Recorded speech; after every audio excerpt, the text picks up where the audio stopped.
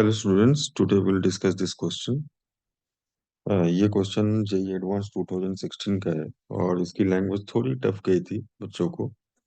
तो generally JEE advance के questions जो होते हैं ना काफी स्वीट होते हैं। अगर आप उसको समझ जाओ तो आप उसको 2-3 मेथड से कर सकते हो। तो ये भी एक स्वीट क्वेश्चन है। मैं आपको समझाता हूँ how to do it with 2-3 methods. The least value of alpha है ना, for which 4 alpha x² + 1/x greater than equal to 1 और ऑल x पॉजिटिव।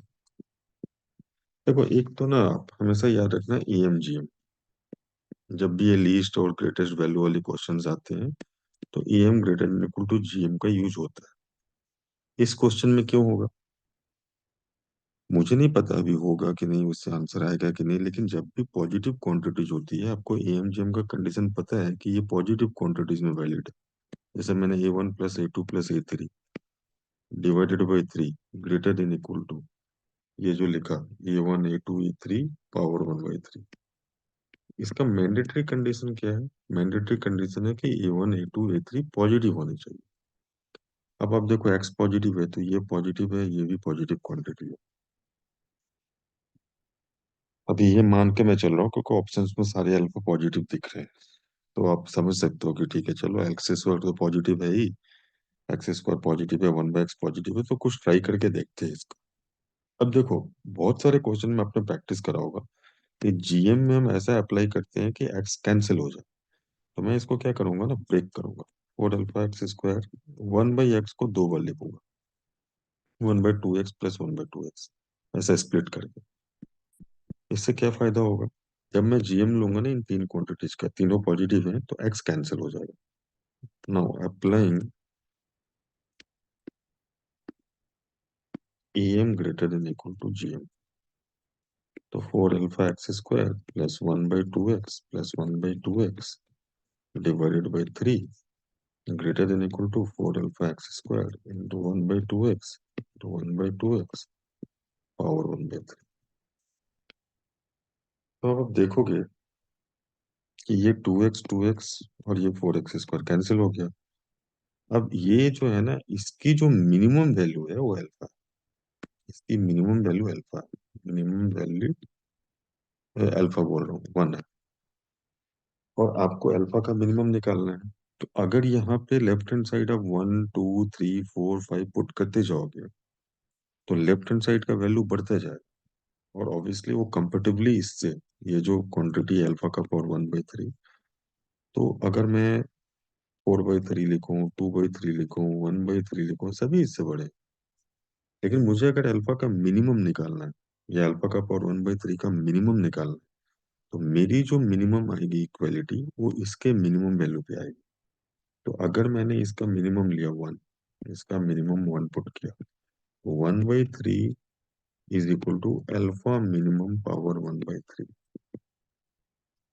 क्योंकि इससे छोटा, वो 2/3 से छोटा अल्फा 1 पावर 1/3 ये भी सही है, 4/3 से छोटा अल्फा का पावर 1/3 ये भी सही है। लेकिन सबसे छोटा अल्फा कब आएगा? जब हम यहाँ पे मिनिमम लेंगे और इक्वालिटी यूज करेंगे, राइट?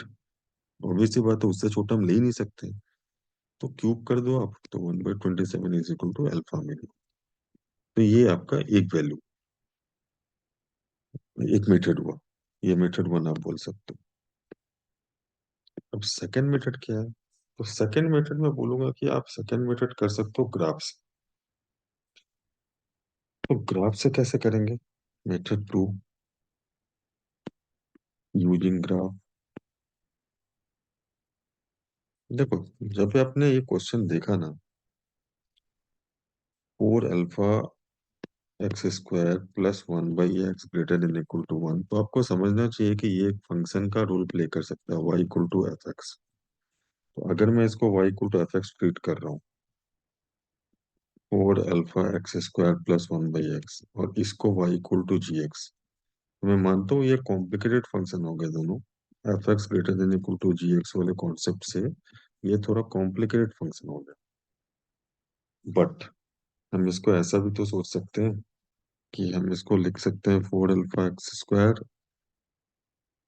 -1 > -1 और 4 अल्फा एक्स स्क्वायर > 1 - 1 ये दोनों भी तो कंपेयर कर सकते हैं। और यकीन मानो आप, आपको ये आसान पड़ेगा, विल बी इजियर। क्यों? ये नोन ग्राफ है। 4 अल्फा एक्स स्क्वायर ये भी नोन ग्राफ, तो नोन ग्राफ में आसान पड़ता है। ये भी नोन ग्राफ है, नोन ग्राफ को 1 यूनिट नीचे लेकर आना। अभी 4 अल्फा का क्या इसमें रोल प्ले होगा? तो 4 अल्फा एक्स स्क्वायर वैसे ही ग्राफ होगा ना, जैसे y = x² होता है। जैसे y = x² ड्रॉ करते हैं। तो अभी मुझे ये नहीं पता है कि 4 अल्फा एक्स स्क्वायर में अल्फा फ्रैक्शन में इंटीजर में है, तो आपको बस ये समझना है कि ये y = x² है, तो y = kx² का ग्राफ कैसा होगा? हो सकता है और थोड़ा फैल जाए, या हो सकता है और थोड़ा ऐसा कॉन्ट्रैक्ट कर जाए। तो शेप तो वही रहेगा ना। अभी मान लीजिए मुझे इन दोनों को कंपेयर करना है, इसका मैथमेटिकल लैंग्वेज क्या है? इसको कैसे रीड करोगे आप? तो इसको ऐसे रीड करोगे कि graph of this, graph of y = 4 alpha x square - 1 is always above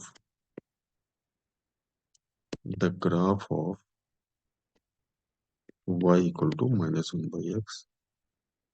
और ज्यादा से ज्यादा इक्वलिटी पे वो टच कर रहे हैं। At equality they both touch, they both touch each other. जिसको ये रीड करना आता है ना, वो आसानी से इसका डायग्राम बना दे। वो क्या करेगा? ऐसा करेगा कि पहले y = -1/x ड्रॉ कर लो, और फिर हमें पॉजिटिव एक्स के लिए ड्रॉ करना है, केवल इस पार्ट के लिए ड्रॉ करना है। तो 1 यूनिट नीचे ये वाला ग्राफ जब आएगा, तो 1 यूनिट नीचे ऐसा आप टच कराने वाला पोर्शन में बनाओ। ये 1 यूनिट नीचे आ गया। अब क्या है ना, कि या तो ये इक्वल होगा या इसको ऊपर से जाएगा, तो हम ये वाला पोजीशन पे देखेंगे कि हमारा अल्फा सबसे छोटा मिलेगा। उसके बाद जैसे जैसे ये ऊपर बढ़ता जाएगा तो हमारा अल्फा बड़ा होगा। तो ये जो पोजीशन है ना, ये अल्फा मिनिमम का पोजीशन है। अब यहाँ जो टच कर रहा है इसको एच कॉमा के ले लो। अब टच कर रहा है तो टेंजेंट होगा। टेंजेंट होगा तो दोनों की dy/dx इस पे सेम होगी। तो अभी मैं इसका dy/dx निकालूं, तो इसका dy/dx आएगा 8 अल्फा एक्स। एच कोमा के पे क्या हो जाएगा? 8 अल्फा एच। और इसका dy/dx निकालो, तो इसका dy/dx आएगा 1/x²। तो ये हो जाएगा 1/h²। एच कोमा के पे। अब इन दोनों को सेम कर दो। 8 अल्फा h = 1/h²। ठीक है। That implies h³ = 1/8 alpha. अब ये पॉइंट दोनों को सेटिस्फाई करेगा। तो जब दोनों को सेटिस्फाई करेगा, तो हम ऐसा भी लिख सकते हैं 4 अल्फा h² - 1 = -1/h। अब ये h³ की वैल्यू है यहाँ पे, ये अल्फा की वैल्यू है। अगर मैं इधर से अल्फा निकालूंगा तो 1/8 h³ आएगा। तो 1/8 h³ लिख दो। -1 = -1/h। अब ये h² इसको कैंसिल करेगा, 4 से 8 2, तो 1/2h -1 -1/h। तो 1/2h प्लस ये देखो h की वैल्यू आ जाएगी 2h 1 + 2। h हमारा आ गया 3/2। h 3/2 आ गया तो अल्फा निकाल लो, यहाँ से निकल जाएगा। तो जब आप इसमें पुट करोगे, तो ये आ जाएगा आपका 3/2 का क्यूब 1/8 अल्फा। 27/8 = 1/8 अल्फा।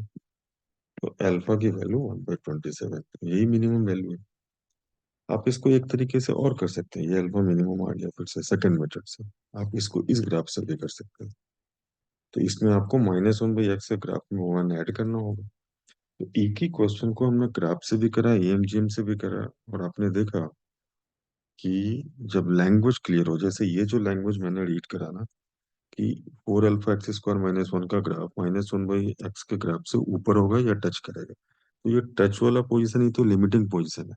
वहीं पे तो अल्फा का वैल्यू मिनिमम या मैक्सिमम जो भी क्वेश्चन का लैंग्वेज हो उसके अकॉर्डिंग आएगा। अब उसके ऊपर का तो बहुत सारा पोजीशन है ना। तो लिमिटिंग पोजीशन कौन सा, वो टच करने वाला। ऊपर का पोजीशन तो अल्फा के हिसाब से वो वेरी करेगा, ये वाला पॉइंट सेम रहेगा, ऐसा चला जाएगा ग्राफ। फिर और ऊपर ऐसा जा सकता है, लेकिन ये टच करने वाला जो पोजीशन है यही लिमिटिंग पोजीशन। तो इसको हम बोलते हैं ग्राफ को रीड करना या इनइक्वेशन को रीड करना। इनइक्वेशन को रीड कर लिए तो आप ग्राफ आसानी से ड्रॉ कर सकते हैं। तो आप समझो कि लैंग्वेज का काफी इंपॉर्टेंस होता है। कभी भी कोई क्वेश्चन अगर आपको मिल रहा है जो आपको ऐसा लग रहा है कि हम पेनिट्रेट नहीं कर पा रहे हैं, तो आप उसके लैंग्वेज को बार बार रीड करो और कोरिलेट करो उस पर्टिकुलर टॉपिक से जो आपने पढ़ा है। Okay, so go through it and try to solve similar questions like this. Thank you.